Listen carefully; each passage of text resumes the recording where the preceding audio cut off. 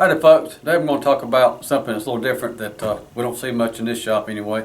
We've got a special gun here from Mossberg, or special at least I think anyways, tricked out version. It's a Mossberg 930 semi-automatic shotgun in the JM Pro Series for the tactical competition kind of thing. This is a cool little tricked out shotgun. And we'll kind of go over some of the features of it right to start with. I know as soon as I pick it up I feel the very aggressive texturing on some of the checkering on your stock is a polymer stock. So you're not going to have to be concerned about getting your wood scratched up as far as that goes, shooting this thing out in the field or in your competition kind of deal. But it's really good aggressive texturing here. Got a solid feel for it. All your controls are oversized on this rascal, simply because you're be able to access them easier. All right, oversized safety button, very aggressive serrations on that. Again, a good aggressive large bolt handle, larger oversized bolt release button, and we'll do double check to make sure you guys see that the chamber is empty. All right, very easy to control there. Also, another feature I've noticed here right away is that there's an over travel screw adjustment on the back of the trigger here, so that you don't pull the trigger any further than you actually have to make the gun function. We also have a hammer cocked indicator right here, that little tab sticking out. That tells you that the hammer is cocked. If you'll watch when we pull the trigger here, that that goes down. That we know the gun's being fired. Right. I like that feature. Alright, what else we got going on here? A magazine tube that is as long as the cotton picking barrel in this thing. This thing holds 10 rounds, y'all. Just amazing for a tactical shotgun like that. It's pretty cool. I like that deal. We have red fiber optic sight on the front. Very easy target acquisition. Very bright in the daytime. Full vented rib. And because we have an extended mag tube, we also have to have a more of a controlled brace here for your magazine tube to help make it stable. Okay, so let's go do a little bit of a takedown for it, give you an idea of what it's required if you're going to take this thing down and clean it. And naturally, if you're going to use it for competition, you're sure going to have to clean it. Okay, so that being the case, you're going to have your 5/32 Allen wrench. First thing we're going to do is take our clamp loose here, our barrel support or magazine support, whatever you want to call it. Anyway, we've got a couple screws here, one on each side. Get our Allen wrench in there and get that clamp off so we can remove the magazine tube and barrel for cleaning. All right, we'll get those out of the way. Now, take our clamps over here, and if you notice too, always your magazine tube and your barrel is going to be a different size typically. If you look at the bracket here, this is barrel size, magazine size. Okay, so you can't put them on wrong, make it fit right. Alrighty, and now let's go ahead and pull our barrel off. With that being done, we're going to have to take our magazine tube loose here, screw this extension off.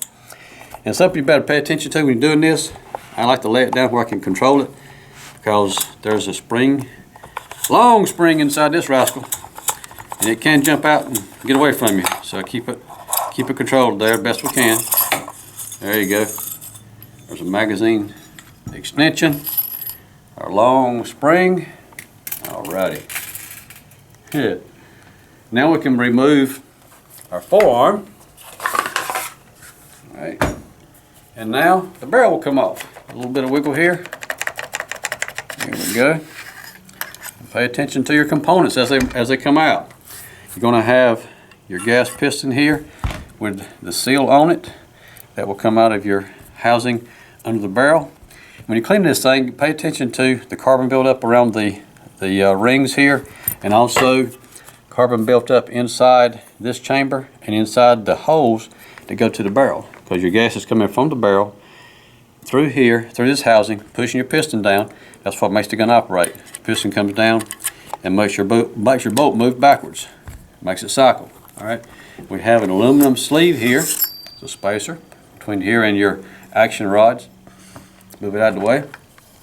And here is your another little action piece that comes off and spring behind that. Make sure you pay attention to the order of these things. Otherwise the gun's not going to function. I have seen people a couple times put them on in the wrong order. All right. And pay attention to your spacer here also. Barrel support has to fit solid down here when you put it back together. All right. And with that being said, now we can take and clean out a barrel with a little solvent. Let it set for a little while, for a few minutes, maybe 10 minutes or so. Typically it works well. And come back with a clean patch, get all your carbon off. If you shot it a lot between cleanings, you may have to suck it several times and actually use a brass brush to get your carbon out. And then come back with a light coating of some kind of synthetic lubricant. I really am a fan of synthetic lubricants because they are not as likely to cause an issue drying out down the road and clogging up your gun. And we can see now we can release our bolt and let it come forward. And if you wanted to do even more so, we could pull the bolt handle just pulls out like that. You have a little notch right here that fits into a detent on the inside of your bolt. You pull the handle out, and then you can pull your bolt out. And now I'm not going to do that right now, so we're not going to go into that much detail in this video. But that's what you would do to take the bolt out if you wanted to clean further back. Anything more than that, I may suggest that you want to take it to a gunsmith shop and let them take it apart for you. I've just run into a lot of situations where it's difficult sometimes for people to put these things back together. They end up taking it to a shop anyway. But to go further than that, you want to take your trigger housing out and be able to access everything on the inside of the gun, inside of the frame here. And that being the case, make sure you know you're comfortable with doing that and not cause a shelf issue and having to take this to the shop as a bag gun, as I call it. You know where you put all the parts in a bag, take it to the gunsmith shop and say, "Here, can you put this back together for me?" Don't do that, y'all. If you have to, okay, but it's not the best situation having to have somebody put the gun back together that didn't take it apart to start with.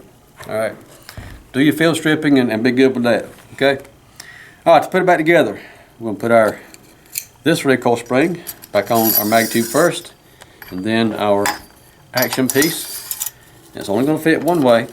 Okay, so these rods will fit down into the lower part of the receiver. Right. Don't forget your aluminum spacer. The sleeve goes in next. All right, and now we're going to put our barrel on. We've got our bolt pulled back and it's locked in the back position. Okay, and we'll line everything up just right. Get our barrel in place on the receiver. Here we go. Ease it down. As long as you have your guide rods in place, we're going to push it down. All right. That fits just like it's supposed to. Now we can replace our fore-end. Should lock down right solidly. Now, this is one of the hardest parts for this thing. Put that magazine tube back on. This is sometimes a challenging situation because of such a long spring here. If y'all have a better way of doing this, you can, Lord knows, please tell me. It can be interesting to get it back together. What I usually like to do is pull the spring inside the extension, a little bit of time with my finger here, till I get enough inside it that I have just enough space I can get it back on the magazine that's on the gun without getting it away from me. I grab it back here on the end, keep it just in line right here. Oh, okay. Let it go just enough that I catch the spring inside and I can hold the gun here, push down on it, get her lined up, ease it on. There we go. By golly, that works. Alrighty. Yeah, sometimes that can be frustrating. And honestly, if I was in the shop, I would probably put this in the vise and make it a little bit easier to control. Laying here on the table, it's not quite as friendly to me. Okay, now with that being snug down good, we can put our barrel support, our magazine tube support brackets back on. And you can notice too, I didn't mention this a while ago, but there actually is a slight machined recess right here on the mag tube itself to locate these brackets so they fit just right there. and is machined so that they'll recess and go back in the same place every time. And it's engineered, from the manufacturer. Mossberg has done their homework on this, and they feel like this is the ideal position to put the support bracket and give you the support you need on your magazine tube. And that causes the issue with it being distorted or out of alignment with the barrel. Alright, snug that down a little bit with our, again, a 5/32 Allen wrench is what we're using here. A little snug right there. Alright, and now she's back ready to roll. One thing I did not mention earlier too, I think as far as the features of this little thing, is that with the in the box that comes with from the factory, you've got 3 magazine, or look at me, I'm making a mistake. 3 choke tubes is what I'm talking about. So we have one already in the gun, and we've got a couple other choke tubes here, and a wrench that comes with it. All right. And also some plates that you can add into the between the receiver and the stock and the buttstock of the gun. It changes the angle so that you can make it customizable or customized to your personal preference as far as the exact angle that you feel comfortable with it, and be able to acquire your target quicker. So that's really a neat trick. And a lot of your, we'll say, nicer shotguns have that feature, and this again has that feature. It's a pretty cool deal. Now we've got to put it back together. I'm going to do a trigger pull test on it. All right. I'll put my safety in the off position here, and we're going to try our RCBS trigger pull test. See what we have here. Oh, that's pretty cool. About 4 1/4 pounds. All right, we'll do it one more time to see what it's doing. And this is brand new out of the box. We've not done anything to it. It's not been modified at all. And feels just from, I'm gonna pull up my finger too in a minute and see what it feels like there. But on my gauge again, 4 1/4 pound, right on the money. So I like that. And just feeling of it here, it seems that it's very, easy to pull, not hard at all. It feels smooth right out of the box. And the over travel screw really helps too. This has all, I think, been adjusted at the factory. I've not done anything with it to try to improve it at all. So it's the over travel is already set. It goes no further than you have to, and you can get back on your trigger and make your second and third follow-up shots a lot faster that way. It's all about thousandths of a second when you're looking at the competition kind of things. Anyways, I like this gun, guys. It's I believe I could enjoy taking this to the range and playing with it a little bit myself.